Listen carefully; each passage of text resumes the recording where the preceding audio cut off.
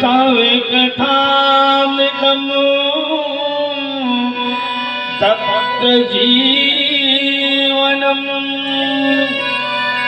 कभी विलीतम् मत हिलाओ बेटे,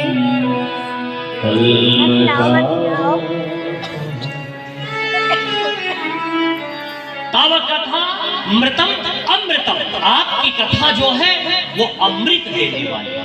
कैसा अमृत? हाथ मेरा कांपता है। मृतम अमृतम, वो अमृत देने वाली। लोग अपने पितरों के, अपने पूर्वजों की हाथ कांपता है। स्मृतियां अनेक तरीके से मनाते हैं।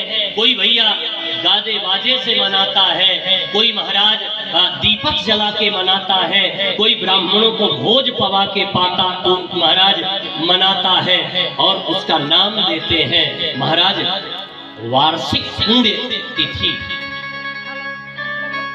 धन्य है ये परिवार और धन्य है वो पवित्र आत्मा जिसके इस वार्षिक उत्सव पर आज साक्षात पुण्य पुंज ठाकुर जी उसकी सेवा में खड़े हो दरबार में।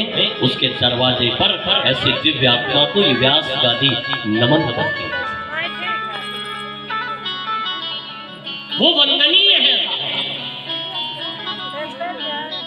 वो प्रार्थनीय है,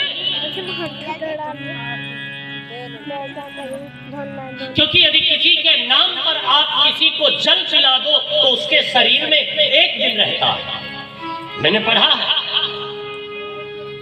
यदि किसी व्यक्ति के नाम पर भंडारा कर दो साहब तो महाराज भोजन केवल मनुष्य के शरीर में 3 दिन रहता है। लेकिन यदि किसी की पुण्य स्मृति में प्यारे भगवान की भागवत की कथा मृत का महोत्सव कर दिया जाए तो व्यक्ति के शरीर में ऑल लाइफ पड़ा रहता है, जीवन पर्यंत। मेरे हाथ बहुत कांपते हैं इसके,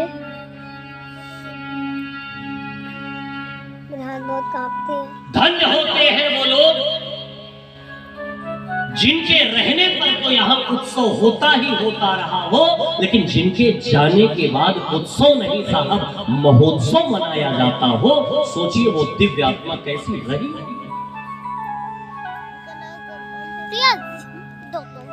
मेरी कोई मुलाकात नहीं, कोई बात नहीं।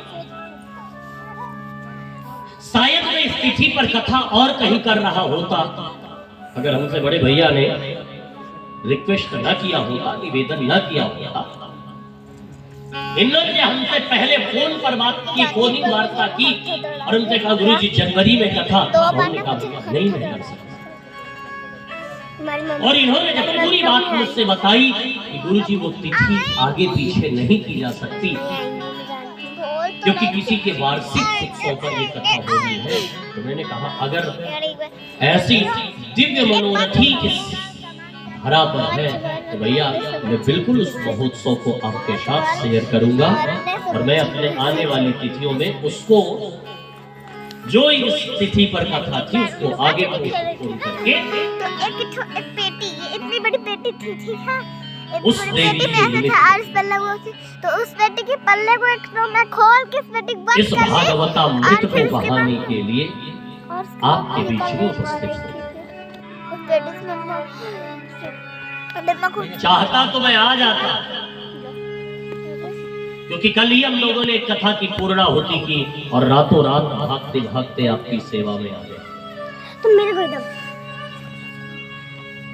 हम तो आज कह भी रहे थे कि कल बुला लिया आ जाते, लेकिन मेरे मन में एक उत्साह था कि जिस देवी के लिए ये कथा हो रही है मैं ज्यादा से ज्यादा कथा गाऊं और इसलिए मैं सुबह से परेशान था कि भाई आपका काम बहुत लेट है, बहुत कुछ है, हम इतनी रोज व्यवस्था कभी नहीं देखते ना, अभी स्वीकार करते मैं स्वयं सेवा कर लूंगा कथा की।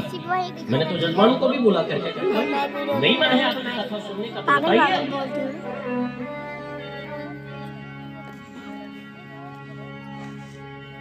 क्योंकि वो पुण्य आत्मा जो कथा के लिए महाराज जन्मों जन्मों तक इंतजार की हो, अब एक पल भी इंतजार करना ठीक नहीं है। अब तो सीधे व्यास गादी, इसलिए हमने अपने ठाकुर जी के सेवकों से भी कहा कि भाई अगर ये लोग तैयारी न करें तो तुम व्यास गादी लगाओ, हम चल करके बैठ रहे।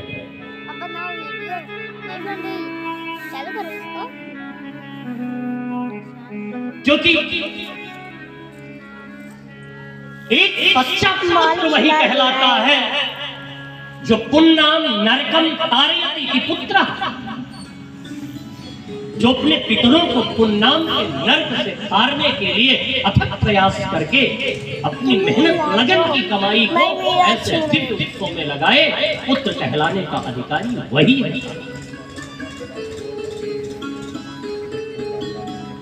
जैसे भूखे व्यक्ति को भोजन में यदि विलंब होता है तो उसकी भौवें टेढ़ी होने लगती हैं, प्यासे व्यक्ति को पानी न मिले तो उसके चेहरे पर लालिमा आ जाती है। ऐसे कथा के पिपास भक्तों को यदि कथा में उसे भी अच्छा नहीं लगता महाराज। इसलिए मुझे ऐसा लग रहा था ये लोग इतनी लापरवाह निकले।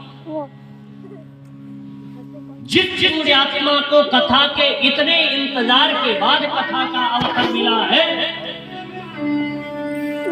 भागवत के महात्म्य के पहले अध्याय के 12वें श्लोक में लिखा है, एक जन्म से भागवत की कथा नहीं मिलती है। एक जन्म के पुण्य से यदि आप चाहो कि मैं भागवत सुन लूं, पी लूं, नहीं हो सकता प्यारे। आप उठाना भागवत और पढ़ना श्लोक संख्या 1:12, भागवत महात्म्य पहला अध्याय 12वां श्लोक। जन्मांतरे